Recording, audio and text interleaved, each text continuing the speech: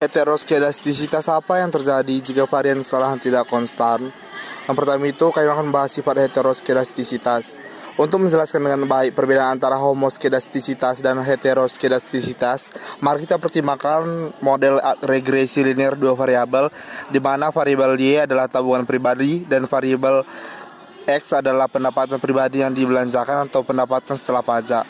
Perhatikan diagram pada gambar 91, gambar 32A, dan gambar 32B. Gambar menunjukkan bahwa ketika PDI meningkat atau rata-rata, tingkat tabungan juga meningkat. Namun, varian tabung di sekitar nilai rata-rata tetap sama di semua tingkat PDI. Ingatlah bahwa PRV memberikan nilai rata-rata atau rata-rata dari variabel terikat untuk tingkat tertentu dari variabel penjelas. Inilah kasus homoskedastisitas atau varian yang sama. Di sisi lain, seperti ditunjukkan pada gambar 91B, meskipun rata-rata tingkat tabungan meningkat seiring dengan peningkatan PDI, varian tabung tidak tetap sama di semua tingkat PDI.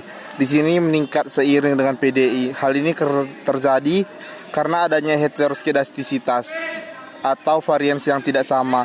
Dengan kata lain, gambar 1B menunjukkan bahwa masyarakat berpendapat tinggi rata-rata menabung lebih banyak dibandingkan masyarakat berpendapatan rendah.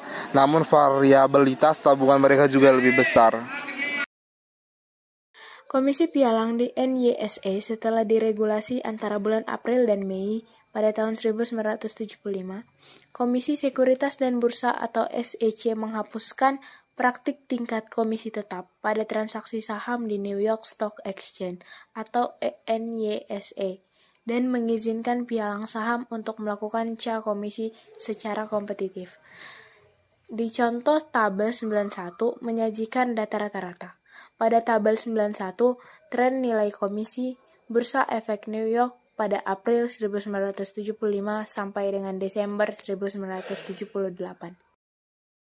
Heteroskedastisitas mungkin terjadi varian error tidak konstan. Yang pertama, sifat masalah. Seringkali sifat masalah yang sedang dipertimbangkan menunjukkan apakah kemungkinan terjadi heteroskedastisitas. Misalnya saja mengikuti karya rintisan Price dan Hohecker mengenai studi anggaran keluarga di mana mereka menemukan bahwa varian sisa di sekitar regresi konsumsi terhadap pendapatan meningkat seiring dengan peningkatan pendapatan. Kini secara umum diasumsikan bahwa dalam penelitian serupa kita dapat mengharapkan terjadinya heteroskedastisitas. Dalam istilah kesalahan, faktornya dalam data cross-seksional yang melibatkan unit-unit heterogen.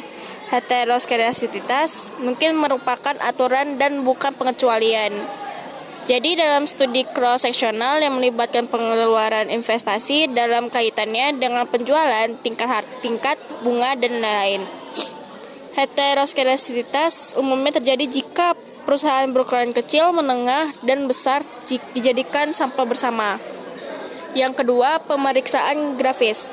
Residu dalam analisis regresi terapan merupakan praktik yang baik untuk memeriksa sisa yang diperoleh dari garis atau bidang regresi yang telah dipasang karena sisa tersebut dapat memberikan petunjuk yang berguna tentang kecukupan model yang telah dipasang. Terkadang berguna untuk membuat plot sisa dan sisa kuadrat, terutama dalam konteks heteroskedastisitas.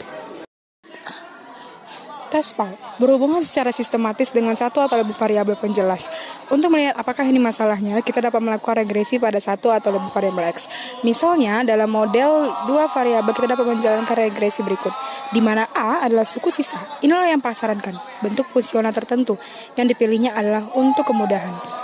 4. Tes Glaser memiliki semangat yang mirip dengan tes PAL. Setelah memperoleh residu E dari model awal, Glaser menyarankan untuk melakukan regresi terhadap nilai absolut E pada variabel X yang diduga berkaitan erat dengan nilai absolut E. 5. Uji heteroskedastisitas. Lainnya, uji ini yang telah kita bahas pada bagian ini sama sekali tidak menyelesaikan daftarnya. Kami sekarang akan menyebutnya beberapa tes lainnya tetapi tidak akan membahas di sini karena pembahasan lengkap dan membawa kita jauh, yaitu uji korelasi Rein-Spearman, tes Goldfield-Quandt, uji homogenitas varian Bartlett, tes puncak, tes Birch-Pagan, tes Kusums. Apa yang harus dilakukan jika terlihat heteroskedastisitas? Tindakan perbaikan seperti yang telah kita lihat, heteroskedastisitas kedastisitas tidak menghilang sifat ketidakbiasaan dari penduga OLS. Namun, penduga tersebut tidak lagi efisien, bahkan dalam sampel yang besar, kurangnya efisiensi membuat prosedur pengujian hipotesis OLS konvensional memiliki nilai yang meragukan. Oleh karena itu, jika dicurigai atau terdiagnosis heterokedasitas, penting untuk mencari